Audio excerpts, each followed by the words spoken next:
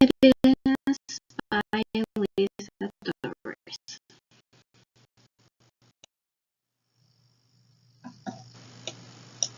Events of the last decades.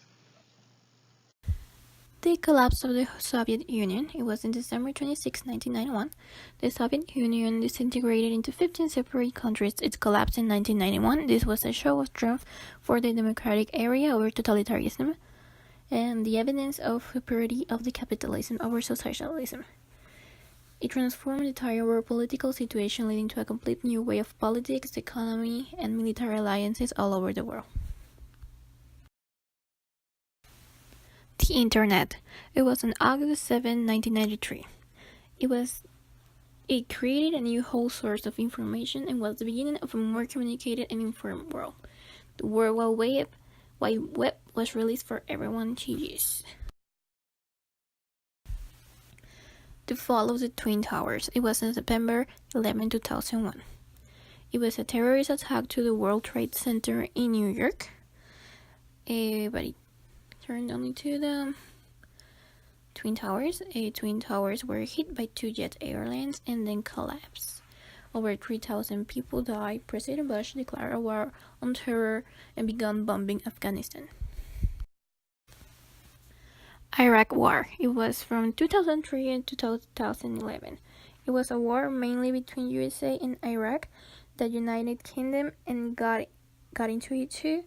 It was a war against the weapons that Iraq had. US invaded Iraq and lasted for a long time.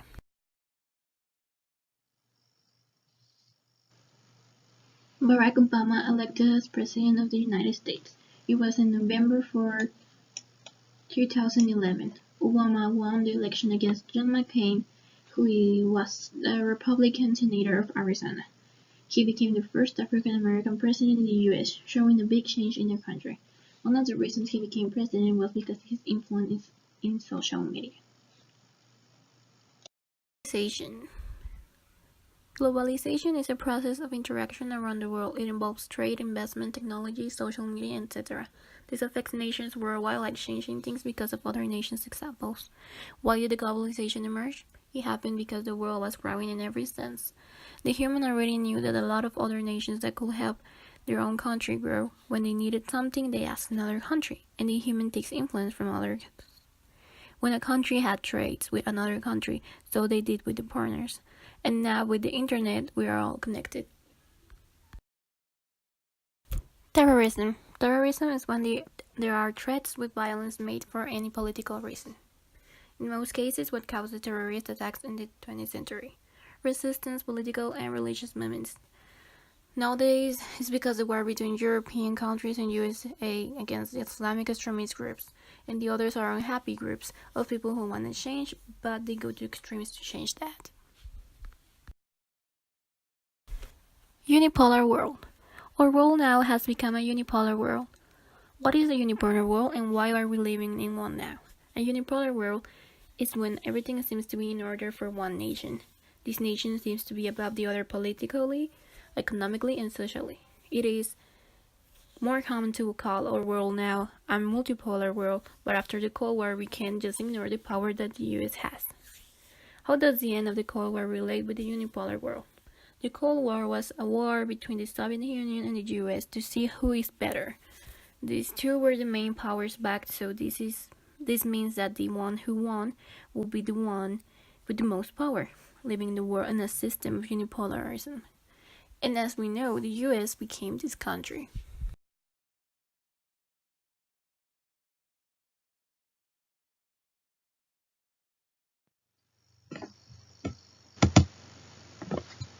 Things have changed a lot on these last decades.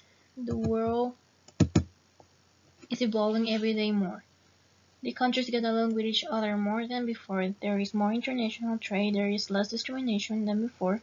Countries who have nothing now are surpassing countries who did. The world is turning more into a capitalist world. The great big example is US. And the US has so much power, like in social media. People from other parts of the world see the capitalism in the US and they become part of it. The great advance of technology has given us so many more ways to be involved in the struggles of the world nowadays. We can talk with people miles away from us with just a click of a mouse. There is still hate in the world, as we can see with the migration problems and the Syria problem, but the world has still come from a long way. There are far more educated people than before, and that leads to a better world, where the new generations can change the problems that we are having now.